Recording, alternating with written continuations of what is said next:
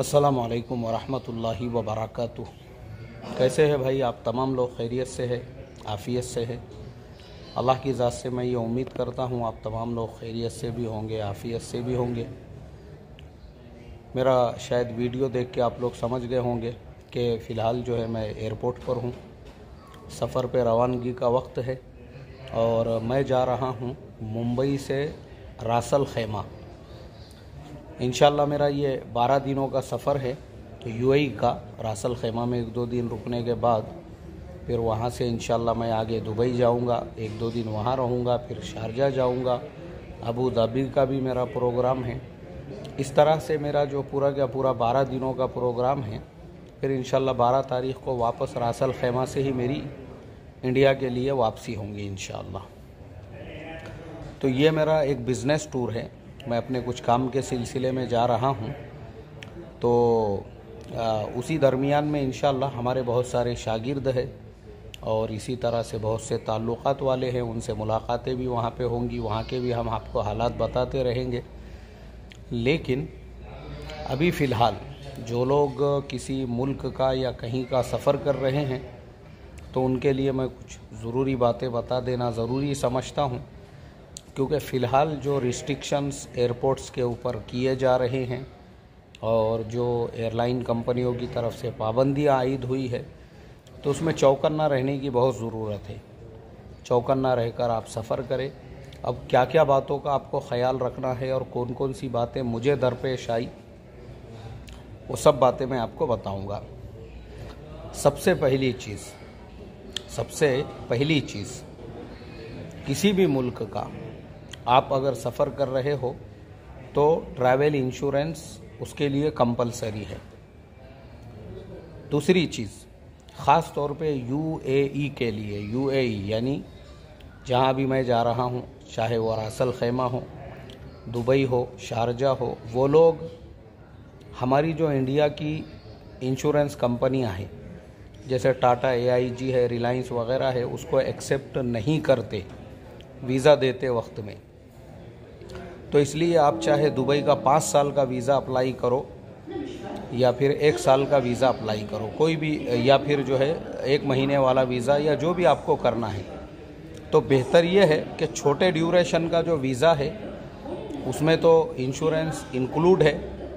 लेकिन अगर long duration जैसे 5 साल वगैरह के लिए आप कर रहे हैं तो जो ओरिएंट इंश्योरेंस है, जो ख़ुद यूएई की कंपनी है, और ऐसे ही एक्सा इंश्योरेंस जो यूएई में बैठे हुए हैं, जो यूएई बेस है, और मैंने फ़र्क देखा हूँ उसके अंदर कि हम इंडियन कोई कंपनी का इंश्योरेंस लेते हैं तो उसके अंदर जो है ना पूरे डिटेल्स नहीं होते हैं कि मिसाल के तौर पे फ़ॉरेन में जाने के बाद कुछ तकलीफ़ आ गई, कुछ दिक्कत आ गई, तो कौन रिस्पॉन्सिबल रहेगा उसके लिए। तो वो गवर्नमेंट, भाई तुम इंडिया की कंपनी हो, अब यहाँ पे तुम्हारा कौन पुरसाने हाल। क्योंकि 1-2 वीडियोस देखा मैंने ऐसे लोगों के जिनको काफ़ी तकलीफ़ें हो गई, इसलिए वो गवर्नमेंट हमारे ये कंपनियों के इंश्योरेंस को जो है ना उतना ऑथेंटिक नहीं मानती है।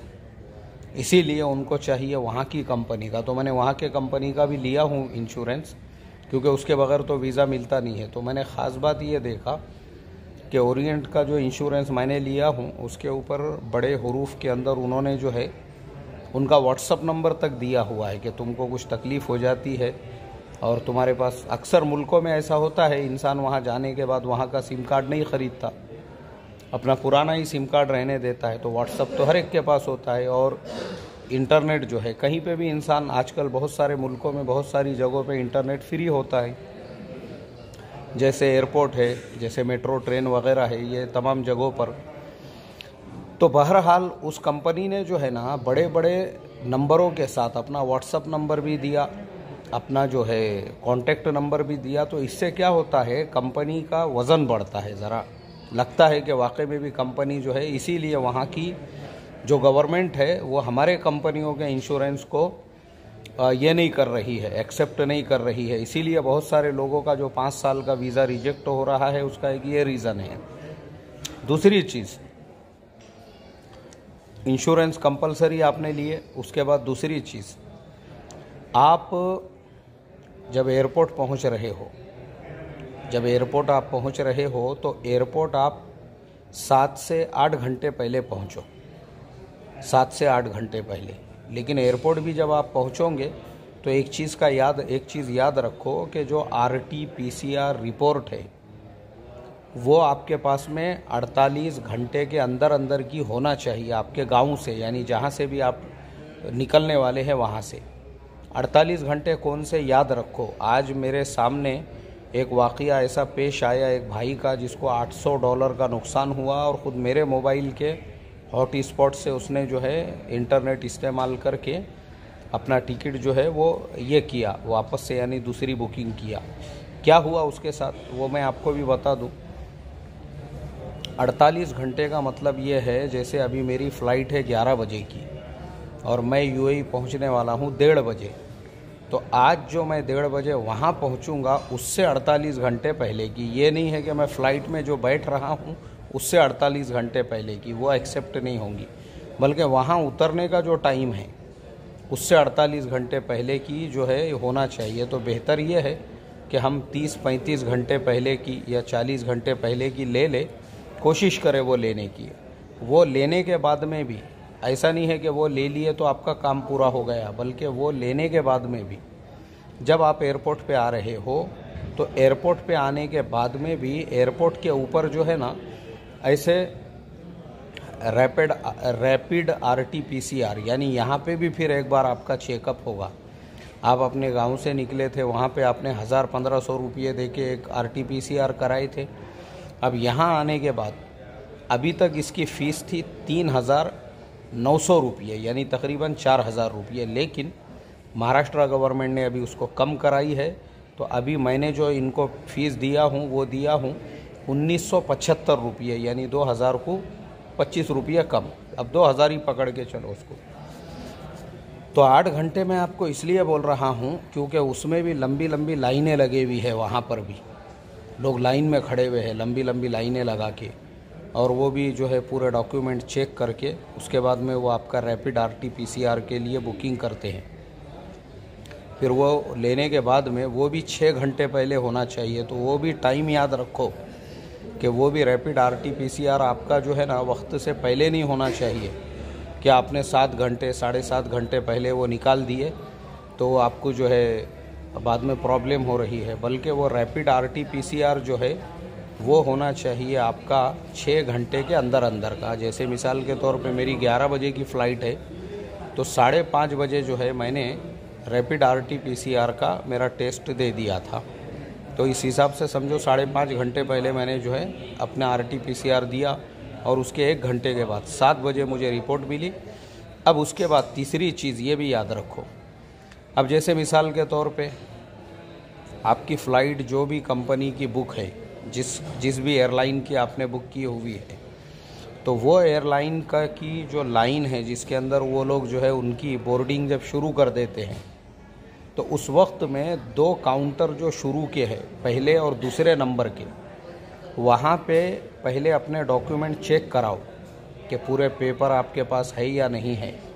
इसलिए कि आप इधर के काउंटरों पे आ जाएंगे लाइन लगा के, फिर आपका नंबर आएगा और नंबर आने के बाद वो बोलेंगे जाओ वापस पहले दूसरे पे जाके डॉक्यूमेंट पे सिक्का लगा के लेकर आओ, दस्तखत करा के, फिर यहाँ से हम तुमको आगे बढ़ाते हैं। तो ये भी एक प्रॉब्लम की बात है क्योंकि मेरे सामने अब असल में क्या होता, बेचारे लोग रहते हैं बहुत सारे। अब UAE तो अक्सर मजदूरी करने वाले जाने वाले लोग रहते, मेरे लाइन के अंदर अक्सर लोग वैसे ही थे बेचारे, और उन लोगों को जो है वो मैं सोचने लगा भाई काउंटर से उधर क्यों भेज रहे।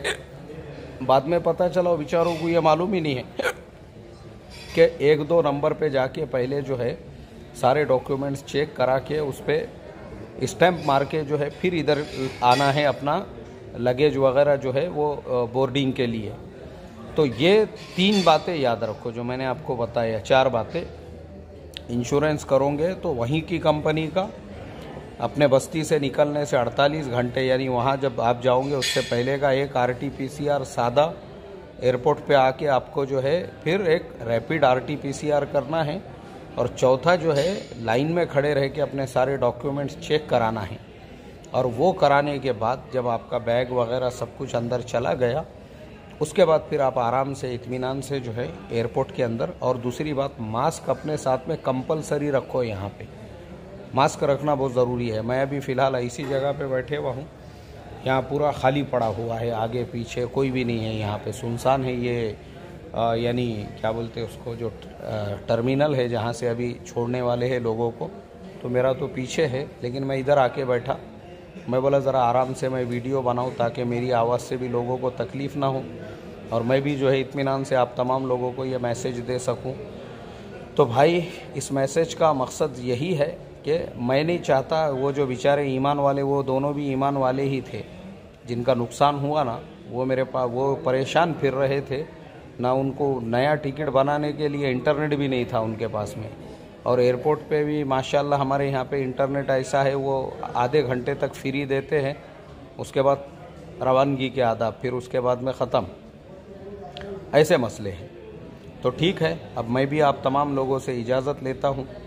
मेरे लिए भी दुआ करो, खुसूसी अल्लाह तबारक व तआला मेरे सफ़र को भी आसान करे और अल्लाह ताला जो है सुकून इत्मीनान के साथ मेरे पूरे सफ़र को मुकम्मल कराए और वापसी का भी सफ़र अल्लाह ताला आराम से सुकून इत्मीनान से जो है मेरा भी ये कराए। अल्हम्दुलिल्लाह अभी गुजरात का मेरा सफ़र मुकम्मल ही हुआ था। मैं गुजरात से ही सीधा जो है अभी बम्बई आके यहाँ से निकल रहा हूँ। तो चलिए लेते हैं आप सभी लोगों से इजाज़त और मिलते हैं एक ब्रेक के बाद। मैंने ऐसी मजाक से बोला। अल्लाह तबारक व तआला हम तमाम को ऐसे ही हंसने मुस्कुराने वाला भी बनाए। अस्सलामु अलैकुम व रहमतुल्लाहि व बरकातुहू।